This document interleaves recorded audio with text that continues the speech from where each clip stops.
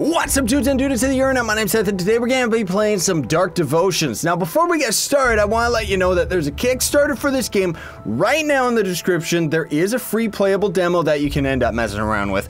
But then if you end up donating like a certain amount, you're going to be able to get what we're playing right now, which is the heavy demo, which goes like all the way up to like the first big boss fight, which we're probably not going to have enough time to do that today. But I do want to stress out that the devs did end up giving me the heavy demo, which is awesome of them, but I also am supporting this game on Kickstarter. I've never supported a game on Kickstarter because while a lot of the games that I've played in the past have been very, very cool, this one is awesome. Like, I really am actually a fan of this game, and I'm really, really happy that the devs ended up contacting me in the first place, just because otherwise I wouldn't have known this game existed. Because it's pretty much a side-scrolling 2D Dark Souls game that also is a roguelike, and you know I love my roguelikes. Yeah, there we go, take that, you stupid idiot. I was playing this game for like half an hour the other day, just having an absolute blast. It's like Dark Souls in that it's extremely unforgiving, and I really, really like the intense level of difficulty that comes with that. See, like even right there, we got really, really lucky just killing that enemy, because otherwise he could have killed us right off the hop.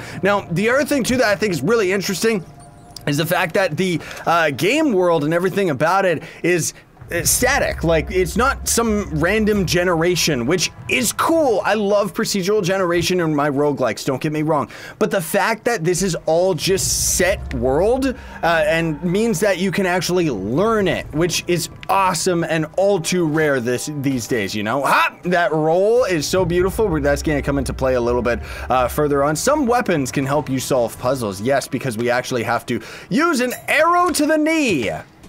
Not really to the knee, but to the platform. So the rolling is very similar to Dark Souls. And for those of you that don't know Dark Souls, which I know most of you do, but I'm gonna, you know, tell you about it. So the whole thing is walk carefully to avoid traps and kneel before jumps. So rolling like that. Ah! I got hurt, whoopsie daisy, but you're gonna roll off ledges, and that's essentially going to end up being your jump, which is very similar to Dark Souls. You can also just do like left and right trigger, and then also when we're using our bow, we can do like a backwards. I don't really know the buttons. I'm kind of messing around with it right now.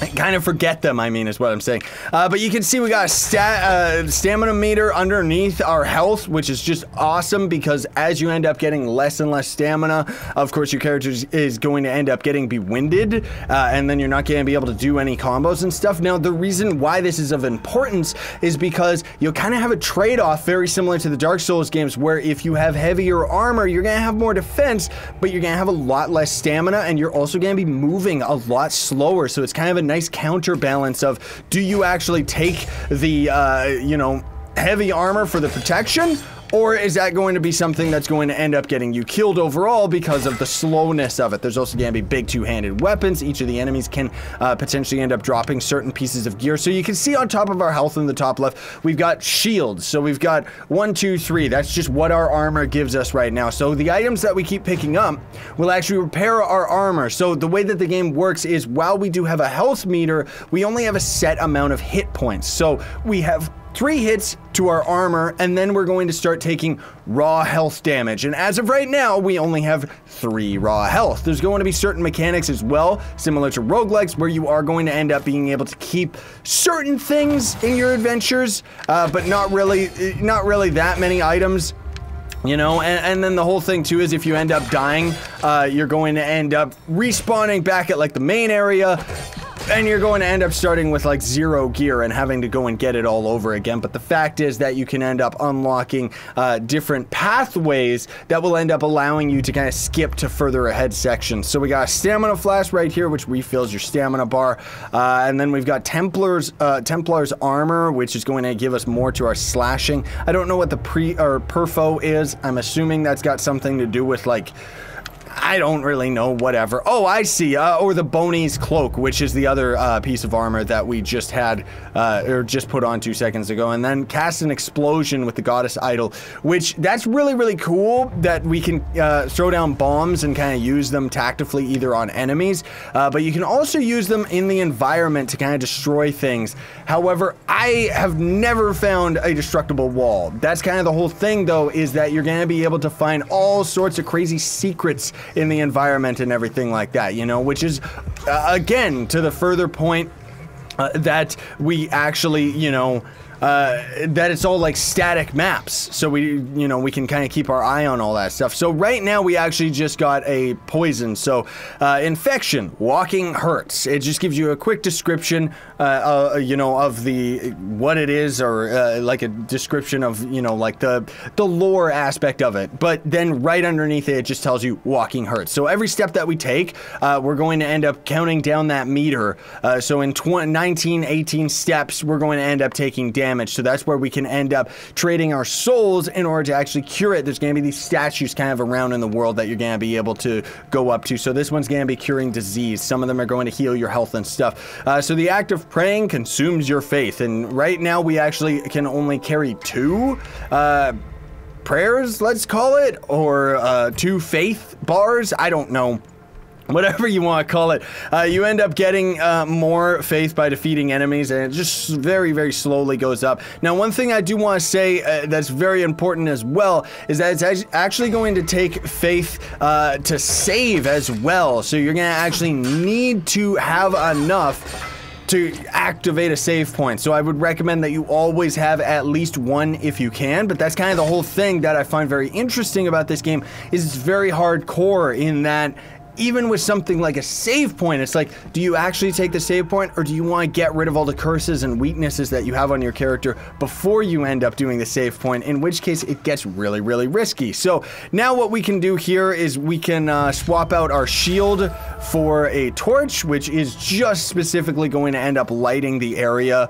It doesn't really give us anything else other than just we're going to be able to see the enemies coming, right? So I guess we can leave that back there, because otherwise I mean, I kind of suck when it comes to using the blocking in video games, but you can kind of see right now, this is very specifically how we actually roll around in the environment. So that scroll that we just got right there, we're going to use one of those, and that ended up actually recovering one of our health bars. I think some of these, yeah, you can actually just roll through them as well. So these are going to heal us. And again, we still do have that explosive, oh great, wow! Maybe it would have been a good idea to have that shield after all. Oh, geez, these guys. Like, seriously. Ah, man. So powerful, dude, especially if you don't really know what you're doing, which I do not. Oh, my goodness. Take that, stupid. So sometimes you can get these enemies to actually drop their weapons as well, which is really, really cool because it's like, yes, I love it. So why did he give us a goddess idol? I wonder if that was specifically for anything. Like, I know that there's destructible walls. I'm just not exactly sure where. Like, are they supposed to be in the background? Was it supposed to be that prison that was behind us? Death will take all your belongings. Good luck. So that was pretty much just the tutorial section. And then now we're actually in the big town. So this is going to be the dude where we're going to talk to him anytime we end up dead. And he's going to kind of give us some really, really bad starting gear just so that you don't go into the dungeon completely naked, right? But there's going to be all sorts of other different characters that you're going to slowly end up talking to. Like over here, we got a smithy who's going to eventually end up giving us upgraded weapons and stuff. I think that's what he says, you know, something like that. And then there's these characters which tell you to kneel over here. And this is going to be where we're going to spend the coins that you can see in the top left. We've only got 29, unfortunately, so we can't get any of these other items. Whoops, I accidentally used one of my other items that I had in the background. But you can increase your slash damage, your perfo damage, which I guess is just like, is that like a heavy attack or is that blunt weapons? I'm not exactly sure. Critical chance and loot chance is going to increase, max endurance, max faith, and stuff like that. So it's really cool that you can actually progress your character, and I'm pretty sure that these stay permanent. I would just naturally assume because it's kind of, you know, going with the whole roguelike theme. And then certain areas are going to end up like over here, for example. This is going to be a doorway that's locked right now. I assume that this is going to be one of the doors that you open at a later point. I don't know if that one is specifically, but I know that there are doors in this area that you will end up opening, you know, once you end up getting further into the dungeon. So it's kind of like a way that you can still progress to that point. However, it's going to be very, However, it's going to be very difficult in that, whoops! I thought we were going to roll over that. I wasn't trying to, like, I was trying to roll over it, but I guess I wasn't holding over. Oh well, now you get to see death, whatever. So now we're naked. We don't have anything, right? So they're trying to tell us very specifically that we gotta go to the little arrow icon. You can see we're actually a lot faster in our movement though because we're not actually carrying anything. So now we've actually got our shield and just some garbage sword all over again. Ow! And the whole point is that the areas repeat. Like they're static, so I don't know why I'm like getting attacked by like the same trap over and over, dude. Like seriously. Oh, jeez. Okay. But the whole thing that's kind of neato and cool is that even in the later areas, if you end up having like the lesser equipment, it's not really going to matter so much just because the game is so well balanced. I mean, obviously certain enemies are going to kick your butt for sure, but it's like if you know where there's like really good gear, then you're gonna be able to go and get that gear. Like there's magic gear and all sorts of different elemental damage and stuff. So this is gonna be kind of our passive item right here, which is gonna give us some more stamina and some more life points. Or is that a helmet? It's probably some type of piece of gear or something. I'm not exactly sure, but hey, whatever. Let's just go for it. This guy's gonna go down. Seriously? So our sword does not have enough weight to it right now. That's why it's not really stunning these guys anymore, like the first one that we were using. We also don't have our bow and arrow anymore because I died by that stupid beginner's trap. Like seriously.